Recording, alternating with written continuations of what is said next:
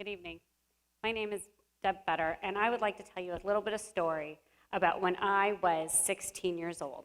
For my birthday, my parents gave me a round-trip ticket to New York City to see my best friend, Betsy, for the weekend. We'd gone to overnight camp together, and that was the big treat. So she took me to my very first four-story Gap. Didn't know a four-story Gap existed. This was going to be incredible. And I bought the coolest, most amazing, hot pink hoodie. It was great. In fact, it was so great, I had to wear it the first day back to school. So I take the hoodie on the plane with me, but the problem is the plane was chilly. So I put the hoodie on the plane, no big deal, still clean in my 11th grade mind, and I put it on the next morning to go to school. First period, Senora Hines, Spanish 4. I need to give a presentation. No problem, I'm rocking the hot pink hoodie, it's gonna be great. I stand up, I start to speak, and I can't make this up.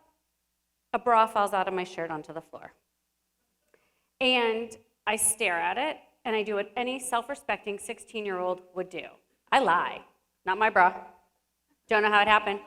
Certainly not my bra. I don't know how, you guys did not see it fall out of my shirt. It fell out of the sky, okay? I do not know what you're talking about. So, being 16, I spend the rest of the time trying to get the heck out of there as fast as possible, which is no problem. But the problem was this. I'd gone to overnight camp, I mentioned. My mom was very diligent with a nice black Sharpie. She'd written Feder on the tag of the bra. Now, I really did have a bra, and it fell out from the night before. It had not gotten out. So anyway, and Senora Hines was great. She had left it on the bulletin board for me to come pick up. And my friends, that was my first memory that I can really think of a complete and utter fail. And I gotta tell you, it was smacking me in the face. And I did not own it. I didn't know what to do with it. I just spent a lot of time trying to make sure it never happened again. And I'll tell you, I don't think I've ever really talked about this event until this event. So that's a big surprise for all. So here's the deal. Before we talk about fails, and everybody's talked about fails a lot tonight, I think what we need to deal with is, what do you do with them? So I want to agree on 3 ground rules. Number 1, failing at something does not make you a failure. It doesn't define you. It doesn't define who you are as a person. How you deal with them has something to do with who you are as a person, but it doesn't define you. Number 2, I am not in any way, shape, or form advocating stupidity, okay? Don't do something illegal, immoral, irresponsible. As I tell my 8-year-old, when the big kids have a bad idea, it's your job to say, I'm going home, okay? You'll always be rewarded for making the smart choice. But number 3, we gotta get used to saying the word fail, okay? You gotta get comfortable with this. And to tell you why I came to this, I was giving this talk several months ago to a group of women in a leadership program. And we spent actually about a half a day talking about failure. And at the end, there were some questions given to some of the leaders about big fails. And here's what they said. Oh, I wouldn't call it a big fail. It was like a stumbling block. Or, ooh, not a fail. It was a challenge we faced together. Oh, I definitely would not call it a fail. We're just regrouping. So, we're gonna get this over with right now. When I say this, that means you guys say the word fail, right? So, we're all going to embrace our big fail. Oh, that was kind of weak. We gotta try that again. Okay, we all are gonna embrace our big fail. So much better. Okay, so now we're all gonna talk about fails, and we're gonna feel really good about this. So there's 3 things you need to know about a fail. You gotta own it, you gotta clean it up, and you gotta try again, okay? So first thing, what do I mean by owning it? I want you to imagine this scene. You are laying in bed, okay? It is a Saturday morning. The last thing on earth you want is a parent to rip the covers off of you and tell you to get out of bed. In fact, you're having this awesome dream. You're pretty sure it might be even like snowing outside. It's the greatest space you've ever been in. Well, as a parent, I have this too. But my worst nightmare is a kid waking me up, okay? And there is nothing worse to hear this. And you hear the pitter-patter coming down the feet. Those are 6-year-old feet.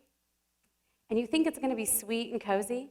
And they look at you and get right up in your face and say, Mommy, Mommy, what was your big fail yesterday? And there's nothing that will smack you out of bed faster than that. Because you know what? Now I got to wake up. Can't ignore the question, because I've spent a lot of time actually talking about this with my kids. And then I have to think of something appropriate to share with the 6-year-old that just happened yesterday, and my mind doesn't work that well without coffee. But I wake up and I own it. And I own it because I'm a role model to my kids. I own it because it's important for me to be able to figure out what I'm going to do different today that I didn't do yesterday. So step 1 is owning it. Number 2 is cleaning it up.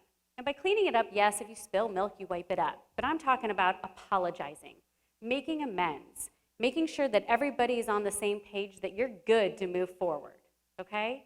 You're not meaning to humiliate somebody. You're not meaning to stress them out. You say you're sorry. Now, and you say it in a meaningful way. However, if they hold a grudge after that, that's their issue, not yours. So at that point, you've cleaned it up. And in my book, you're all good. And number 3, you got to get out there and try again. And I mean try again fast. First of all, you already know one way that fails, because you just did, okay? And number 2, you got to figure out a way to get back in there in the game. If you don't, the failure becomes bigger and bigger and bigger. And then what are you going to do? You're going to sit in a dark room waiting to have to do that 10th grade or 11th grade Spanish presentation all over again? No. I'm sure the next week I had to stand up there, and trust me, I'm sure I checked my wardrobe 4 or 5 or 6 times before going in there.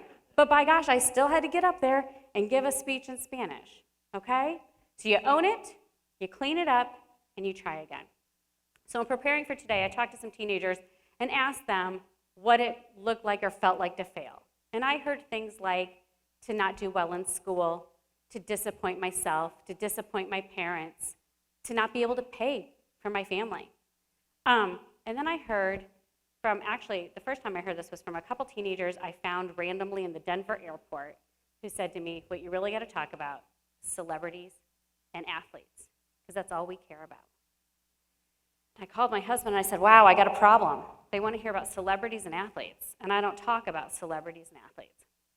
And I said, but I feel like I need to talk about, actually, the girls I just met in the airport. And here's the deal. When you focus on the fact of celebrities and athletes as the model that you are looking at for how they have failed and how they have risen from it, it is legitimate, and I am not diminishing that journey for them at all. However, what you are looking at in the media is an airbrushed, photoshopped, PR-managed version of who they are. That is not their real journey. And until you walk in those shoes, you won't know it. What I want you to worry about is the journey to the person to the left of you right now and the journey to the person to the right. Because we all have a story to share. And the story of how we rise together as a community and how we create a culture in which we say, I have failed, I am sorry, and I'm moving on, is what really matters. So is there really a way to fail? I would say yes. I think that if you do have a big idea and you don't share it, that's a failure. How do we get better as a group and better as a community, as a family, or as a school? Is that when we have a good idea, or any idea, it may stink. Hey, in fact, it might downright suck. You've got to share it, because you know what? It might be the piece that somebody over there is looking for to make something else work, and you don't know it. Scientists do not sit in a room and say, until I have the perfect vaccine with the cool name and a great box, I'm not coming out of the lab. No, they take a tiny idea here, a tiny idea here, a tiny idea here. And by the way, they collaborate with somebody across the ocean, and then everybody gets together and we make something magnificent. And this isn't about making something humongous and magnificent. It's about making one small change after another. Okay, so failure to share a big idea. The next one is big. It's the failure to be real, okay? And that means you got to embrace yourself. And let's face it, we're just going to get this out of the way. I mean, I just shared a story about a bra falling in the middle of a classroom, okay? We're all weird. We are. We're just weird people, okay? Every single person is weird, whether they want to admit it or not. And you got to embrace yourself. You got to embrace every single aspect, all the fine lines and details that make you you, okay? For me, that's the fact that I'm almost fully gray and I'm 40 years old. It's the fact that I don't want to wear a suit and high heels to work anymore, and that I love a great pair of boots and jeans and a white t-shirt.